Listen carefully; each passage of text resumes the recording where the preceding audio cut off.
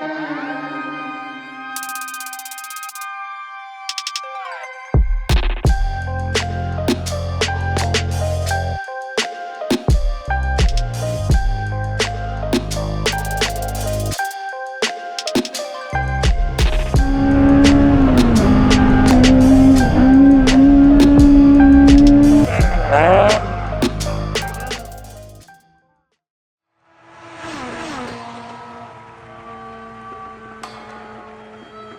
friends, welcome back to the channel. Hope you all are doing well. Today we're back at it with another TCR. We're here with Daniel in Indiana and we're gonna go over his car. So this car is a 2000 Acura Integra GSR. I've owned it for a little over 2 years now. The goals for the car when I first purchased it was to sell it. Oh, you're gonna flip it. Yeah, but what was it? It was just I just decided to make it a little bit nicer, and then here we are now. So it started off being a flip. You decided you wanted to make it a little nicer, and then got to the point where like, yeah, I'm just gonna keep it now. Yeah, pretty much. Yep. How long did the build take you? So actually, it's still in the process, because when I bought it, it had sat in a garage outside and then in a barn for about 10 to 12 years. So it was a slow, pretty much rebuilding process. Got it. So actual barn find. Yeah. Barn. Yeah, it's that time where we start finding these in barns. Yeah. Yeah, you're not finding like an old domestic car anymore. You're finding Integras and Civics in barns now. Yep. Which is really weird. So the exterior is mostly stock, other than the Mugen Gen 1 wing. And then the carbon fiber hood. So, you know, we're not trying to be too fancy. What's the wheel, tire, brake combo then? Wheel and tire, they're 15 by 9 in the front, Koenig decograms with 245 BFG rivals, and then they're 15 by 7.5 in the rear with 205 BFG rivals. Okay. So you got a pretty big stagger, because you mostly autocross with it, right? Yeah. So I mostly autocross. That's where I got my start, and then I'm transitioning into doing more track stuff, mainly because, you know, the budget has increased, and then at the same time with this car, it's not like my other car where, you know, we bought that car brand new. You know, this car, you know, we don't have a lot of sentimental value, and then, you know, with the inherent risk of track days, you know, this is not as sentimental, I guess. Right. That's one of the things you talked about. When you have a track car, you got to be able to let it go, because you never know when it is going to go, right? Yeah, so. Absolutely. And then you never know. I mean, there's a lot of factors with track stuff. So the brakes are power slot rotors with Hawk DTC 60s. Okay. Yep. What do you have for the back? Same thing. Same. Oh, so you got 60s in front and yeah, 60s front and rear. Got it. You know, pulling out of a barn, I think there's still some braking quirks that I need to work out. Okay. So I haven't really considered the staggered brake setup yet, but at the same time, you know, once we get developed a little bit further with this car, it might come into play a little bit later. So the suspension is Skunk 2 Pro C coilovers, True Heart upper control arms, lower control arms, white line front sway bar, and then the ASR 32 millimeter hollow sway bar in the rear. Do you have the rubber bushing still, or are you full everything is poly. Poly, okay. Yeah, got it. We've seen a lot of K series in Indiana here, but here's a B series, something I'm more familiar with. So, what do you got going on here? Okay, so the motor is the original GSR to the car. It has been sleeved, 84 millimeter, 12-to-1 compression pistons. The head has been ported a little bit. Skunk 2 Pro 2 cams. It's currently on Honda S200. S200. S200. Damn. Okay. Yeah. So what was it? It was one of those things where, you know, we're, you know, along with still trying to develop the car, right, we're gonna throw a bunch of mods at it this winter, and along with S300, and hopefully make it a little bit more powerful. Cool. What was it? If I had to guess, the motor was built by Luke and Josh from 4-piston. This was actually the last engine build that they did before opening 4-piston. Cool. So this is like a throwback. Yeah, it's like a legacy motor. Yeah, they built a name for themselves out of Indiana, you know, and this is one of those engines that they built way back in the day. Got it. Yeah. So you said it's 84 mil, so it's like, this is a two liter. Yeah, so GSR, it's a 2-liter GSR. Right? Yeah, and then it's got a, what was it? It was a Type R head that is actually ported out a little bit as well. Okay. So the bolt-ons are just a basic Skunk 2 head or intake manifold, real basic header. You know, like everyone else, we have big plans for winter. The bolt-ons right now is just a 4-into-1 header, and then it's a 2.5-inch exhaust to an Apexy N1 muffler. which is OG, OG, also yeah, the yeah. N1. That's like everybody had the N1 back in the day. Yep, yep. So like a lot of the powertrain has been unchanged since I picked it up. It was just, you know, getting it back up to spec. This is like a timepiece right Yeah, here. yeah. This is really cool. I just like realizing now that like, everything on here is like period corrective of like the early 2000s, Yes. like late 90s. Yes. That's So pretty cool. if you think about it, like if you look at it, take all the catalog parts best of, you know, in 2006-ish and throw it at this car and then just leave it alone for 16 years. Yeah. Right? It's kind of where it is. That's pretty cool. Yeah. With it being a high compression motor, are you running E85 or are you still? No, so it's still pump gas. Still pump gas. Yeah, Got so it. I want to keep this one more simple. Being able to turn laps is more important than making peak power. The easier it is to turn laps, the better you'll get as a driver. True. So, you know, you could go out there and you can overbuild a car, but if you can't turn laps in that car, doesn't necessarily mean that you built a car. Well, yeah. You spend more time with a wrench in your hand than a steering wheel. Exactly, Right? exactly. So the transmission is it was a brand new Integra Type R transmission. Back in the day, it was ordered brand new from Honda and then put an M factory gear set in it. So the previous owner, he kind of built it for drag racing, and then he kind of built the engine to support a big shot of nitrous. The clutch is an ACT street strip clutch, and the flywheel is just a lightened 11-pound.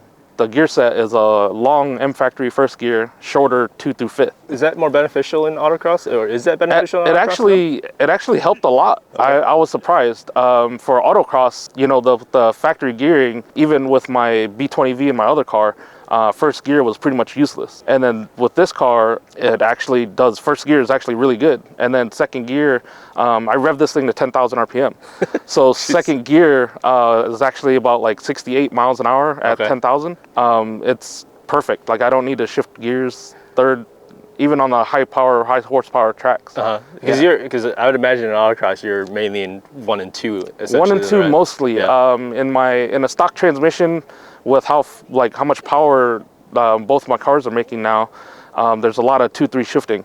But on this one, because the second gear is so high or runs out so long, that it's actually pretty good. Got it. And then even when I had this car out at Putnam, you know, the third and fourth gear, Putnam and Gingerman, third and fourth gear is so short that I don't necessarily need to, you know, even if I'm in a slow turn in third gear, it pulls out really good. You can just leave it in third gear. I can just leave it in third gear. Good. Yeah, and then fourth gear, you know, same thing with fourth gear. If I don't want to rev the car out in third gear, I can just leave it in fourth, and it does really well. The interior is, you know, like everything else, kind of kept simple, and then it's not all about being a race car, and it's, you know, sometimes more about, you know, preserving a piece. And, you know, I decided to keep it mostly stock. You know, there's no fancy, you know, gauges, because I wanted to keep the original cluster in the car, because the chassis only has 104,000 miles on it.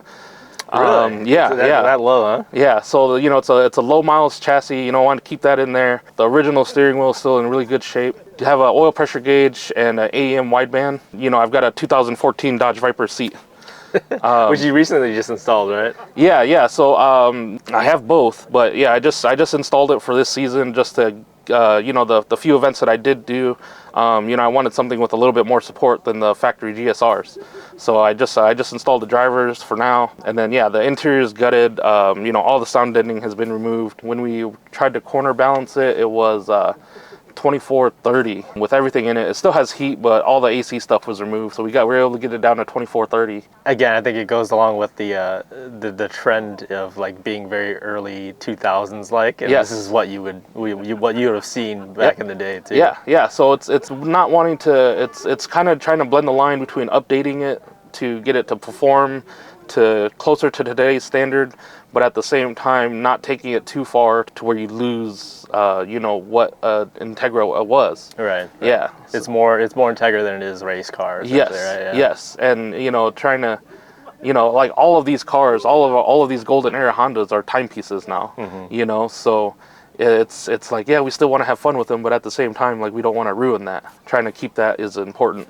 How long have you been tracking cars for? My first track day was probably 2016, 2017 at Putnam Park. So you actually had a big road course as your first one. It wasn't. It didn't start off as autocross. No. Got it. Okay. Yeah, and then what was it? I started autocrossing shortly after that, just because the cost and then the danger with it. It's a lot less. You minimize the risk. Yeah, you're minimizing risk with autocross. The next question was gonna be what was your first racetrack, but it was Putnam Park. Putnam Park, yep. Which is a really nice track. I go there a lot for work too. Okay. I've driven it with the company cars, but not with my car yet. Yeah. And I really want to because it's a really nice track. Describe what your first track day was like. Okay, leading up to it, during it, after. Yeah, so leading up to it, I actually tried to go to Putnam Park 3 times that year. The first time I went, the car, something happened on the way to Putnam Park. I was about halfway there. And then I had to abandon ship and then turn around and go back home. Okay. Yeah. And then the second time, something else came up. And then the third time that year, I was finally able to make it. But the first day at the track, first time out, everybody had already, the rival S's had just come out. So, and then everybody was saying that, oh, they're bad in the rain. They're bad in the rain. I was like, oh shoot. Our first 2 sessions that day were pouring rain. Like there was standing water on the track, pouring rain. Other than learning the track, I didn't learn much. Later that day, it pretty much completely dried out, and then it was the mid 80s. It was just about a perfect day for tracking, and we were able to learn a lot. So first session, absolutely. It's the first time doing big boy things on the racetrack. Going into a turn at 90, 100 miles an hour. It's definitely unsettling your first time out, and then even doing autocross, it's not exactly the same as barreling into like turn 1 just about anywhere. Mm-hmm. You're going pretty fast. Right. Yeah. Especially at Putnam, it's a pretty long straightaway with some elevation change, and then at the end there isn't like a hard corner. It's like a high speed corner, right? Into a brake zone. Yeah. So what was it? Looking at my old videos from that day, and then the data that people are sharing now that would have been similarly classed where I was back then. Mm-hmm. People are barreling into turn 1 at 95 miles an hour. And looking at my videos, I'm like, damn, I'm doing it at 70. Yeah. It's one of those things with data. I mean, data can be as simple as watching a video, right? Yes. And it's like realizing how much faster you can actually be going. Yes. What's one piece of advice you have for someone that is wanting to track their car for the first time? So really, it's just don't go in there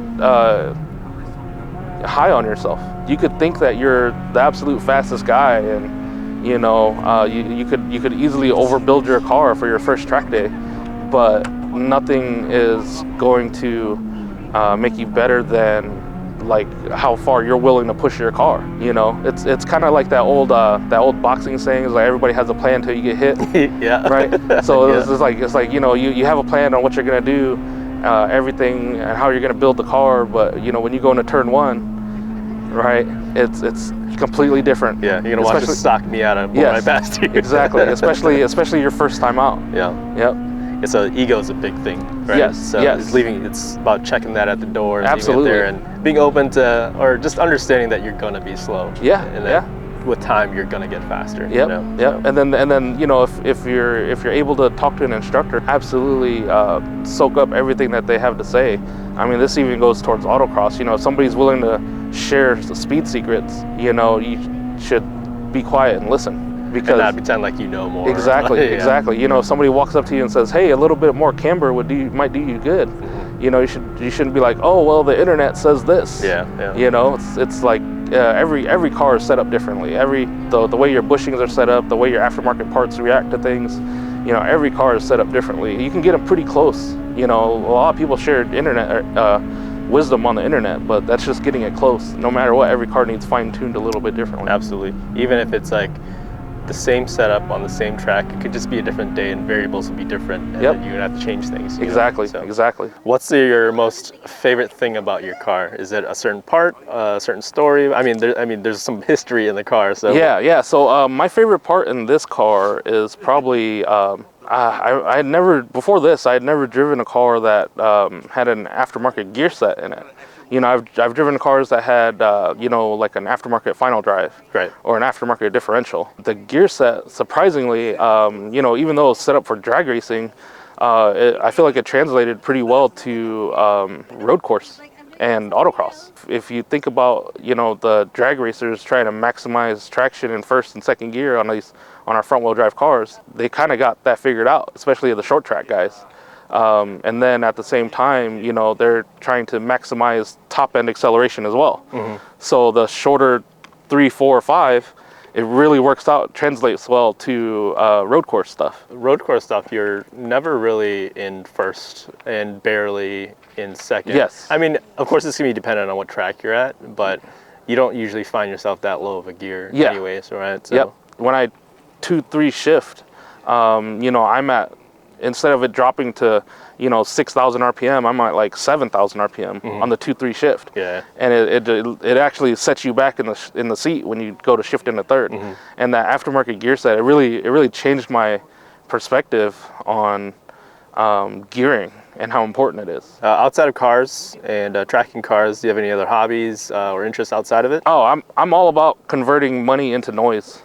So, you know, motorcycles, boats, cars, you know, whatever I can do to convert money into noise, I'm all about it. Cool. If people wanted to reach out to you, ask you questions about your car, or, you know, just get your insight on driving, where can they reach you? Yeah, so on Facebook, you can find me on Daniel Vang, V-A-N-G, and then Instagram is extreme_V. You know, it's been mostly a solo endeavor. If I had to shout out anybody, it'd be my wife for not leaving me, for making all these poor decisions. I think that's like number one on our list. This is my wife or my girlfriend. Yeah. Okay, cool. All right, and that does it for today's video, TCR. Thanks, Daniel, for showing us your car and giving us a little insight in your driver experience. If you guys want to stay up to date with my car or see cool cars like this, go ahead and subscribe to the channel. If you guys like the video, give it a thumbs up. And if you want to share the video, it'll help out the channel. Till then, stay safe, stay smooth, and we'll see you guys later.